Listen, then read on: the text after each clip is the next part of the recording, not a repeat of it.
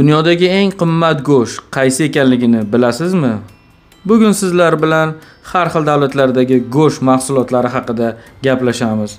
Bizga obuna bo'lib qo'ying, bu yog'i qiziq bo'ladi. Chunki dunyoda har xil turdagi go'sht mahsulotlari mavjud. Mol go'shti, tovuq go'shti, har xil turdagi baliqlar go'shtlari, qushlar, qo'yingki dunyoda go'sht mahsulotlari juda ham ko'p. Ushbu videoda dunyodagi eng qimmat go'shtlar top 5 taligini e'lon qilamiz. 5-o'rin Black Angus, qora Angus bo'lib, bu sigirlar maxsus oziqlantirilgan. Ularning go'shti yumshoq, yog' qatlamlari yaxshi taqsimlangan bo'ladi. Narxi $100. 4-o'rnimizda Wagyu sigirlari, maxsus parhez va g'amxo'rlik bilan boqiladi. Natijada go'sht juda shirali va yog' qatlamlari ideal darajada bo'ladi. Narxi $500. 3-o'rin Kobe beef. Bu Wagyu go'shtining eng noyob turi bo'lib, faqat Yaponiyaning sertifikatlangan joylarida sotiladi. Ishoning, go'sht og'izda erib ketadi. Narxi $1000. 2-o'rin Ayam Semani tovug'i go'shti bo'lib, butunlay qora rangdagi noyob tovuq. Hattoki teri, suyak va ichak a'zolari ham qora rangda bo'lib, afsonaviy va hashamatli taom hisoblanadi. Narxi esa $5000. 1-o'rin Almas Syorgin baliq go'shti bo'lib, bu baliq go'shti juda ham kam uchraydi va eng boy aristokratlik ta'mlaridan biri hisoblanadi. Narxi esa $20000 ni tashkil etadi. Xo'sh, siz qaysi birini tatib ko'rgan bo'lardingiz? Izohlarda qoldiring. Endi esa yuqoridagi eng qimmat go'shtlarning asli kelib chiqishi va asosan qaysi davlatlarda uchrash haqida gaplashamiz. Qora Angus elita mol go'shti beruvchi zotlardan hisoblanadi. Qora Angus Britaniya zoti bo'lib, marmar mol go'shtining asosiy yetkazib beruvchisidir.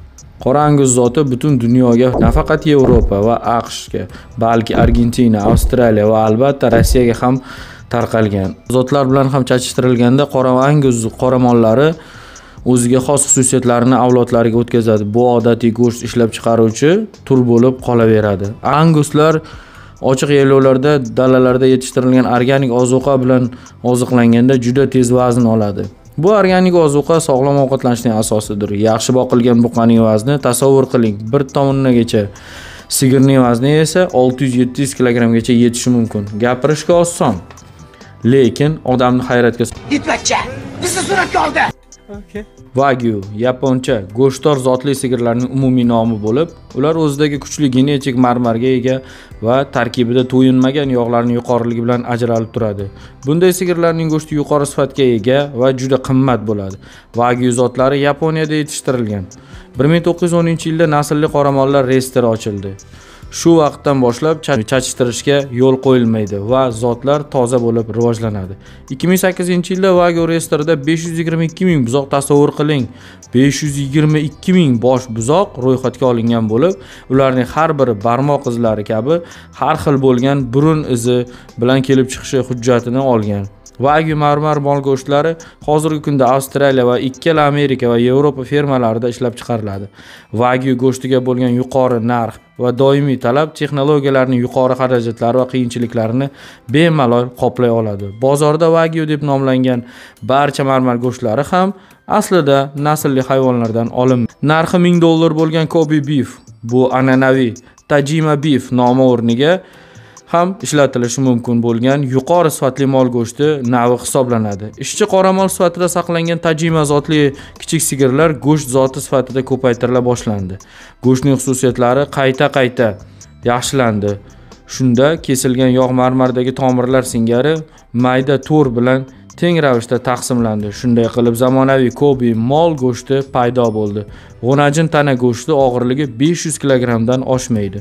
Bunday go'sht qo'lda eriydi va juda yuqori haroratda juda tez pishiriladi. Yaponiyada 1 kilogram Kobe go'shti narxi $800,000 gacha yetishi ham mumkin. Kobe mol go'shtini ikra va oq tryufeldan keyin dunyodagi eng qimmat va hashamatli 9 ta taom qatoriga kiritilgan. Kobe go'shti mamlakat tashqarisida eksport bilan qattiq cheklangan bo'lib, ko'pincha Yevropa va Amerika bozorida Kobe nomi bilan sotiladigan go'sht AQShda, Avstraliyada, Yevropada ishlab chiqariladi va haqiqiy Kobe mol go'shti bilan deyarli aloqasi yo'q. Dunyoga mashhur noyob turlardan biri bo'lgan Ayam Semani tovuqlari Indoneziyadan kelib chiqqan. Bu tovuqlar butun qora rangda, hattoki terisi, go'shti, suyagi, patlari ham qora rangda bo'ladi. Ushbu tovuq turi noyob va qimmatbaho zot bo'lib, ularning qora rangi fibromelanososis deb nomlanuvchi genetik holatdan kelib chiqadi va sehrli xususiyatlarga ega deb ishoniladi. Yoshligimizda sehrgar bo'lib qolsam degan orzular ko'pchilikda bo'lardi. Nima deysiz? Ushbu sehrli tovuqni topib sehrgarga aylansakmi? Kim yoshligida shu haqida o'ylagan bo'lsa, kimni nimaga aylantirib qo'yishni xohlagan? Izohlarda yozib keting. Almatsio'rgin bu dunyodagi eng noyob va qimmat baliq deb topilgan. Kaspiy dengizining janubiy qismida yashovchi kamdan kam uchraydigan albino beluga huso Sörgendir. Almas forscha olmos degan ma'noni anglatadi. Eng yuqori narxli hamda o'ta kamligi uning qolgan baliqlardan ajralib turadigan xususiyatlaridan biridir. Ushbu baliqni Kaspiy dengizining ifloslanmagan hududlaridan topish mumkin. Baliqning ta'mi yumshoq, silliq, qaymoqli, yengil, dengiz ta'mi yong'oq va yog'li notalarga ega shundoq og'izda erib ketadi. Almas dunyodagi eng qimmat kaviar baliq hisoblanadi. Bu dunyodagi noyob baliqchani sovuq holda blini, kreker, qaymoq, maydalangan piyoz va chivis bilan tanovul qilinadi. Umringizda bir marta bo'lsa ham yeb ko'rishga arziydi. Ekranga yaqinroq o'tirib olamiz. Endi mol go'shti narxi eng qimmat mamlakatlar top 5 talik haqida gaplashamiz. O'rtacha mol go'shti uchun birinchi o'rinda Gonkong davlati bo'lib, u yerda 1 kilogramm mol go'shti uchun $57. Ikkinchi o'rin Shveysariya davlatiga tegishli bo'lib, 1 kilogramm mol go'shti uchun $44. Uchinchi o'rin Islandiya davlati 1 kilogramm mol go'shti uchun $38 to'lashadi. 4-o'rinda Janubiy koreyaliklar bo'lib, ular 1 kilogramm mol go'shti uchun $28. 5-o'rinda esa hammamiz tanigan Manchester City futbol klubi a'zosi Erling Haaland istiqomat qiladigan Norvegiya davlati egalladi. Norvegiyaliklar 1 kilogramm mol go'shti uchun $26 to'lashadi.